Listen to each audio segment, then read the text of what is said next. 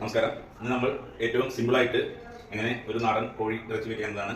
അതിനായിട്ട് ആദ്യം തിളപ്പിച്ച വെള്ളത്തിലേക്ക് കുറച്ച് മുളക് ഇട്ട് കൊടുക്കുക, വറുത്തെടുക്കുക.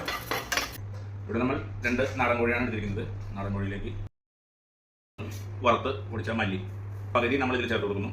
ചൂടാക്കി വേവിച്ച മുളക് അതിൻ്റെ പകുതിയും ഇതിലേക്ക് ചേർത്ത് കൊടുത്ത്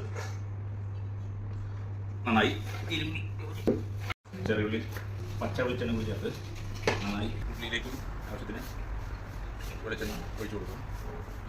ഇതിലേക്ക് ചെറിയുള്ളി ചേർത്ത് കൊടുക്കും. നാടൻ കോഴിയിൽ വേണം പാചകം ചെയ്യാൻ. അതിൻ്റെ രുചി പച്ചമുളക് ചേർത്ത് കൊടുക്കും. ശേഷം നേരത്തെ നമ്മൾ ചേർത്തതിൽ ബാക്കിയുള്ള മല്ലിപ്പൊടിയും അരച്ചതും നമ്മളൊരു വാഴല കൊണ്ട് മൂടി നന്നായി ഒന്ന് ഉഴുകി വേവാൻ നിൽക്കും. വെന്ത് റെഡി ആയിട്ടുണ്ട്. നമ്മുടെ ചെറിയ കൂട്ടുകളിൽ റെഡിയാക്കിയ നാടൻ കോഴി.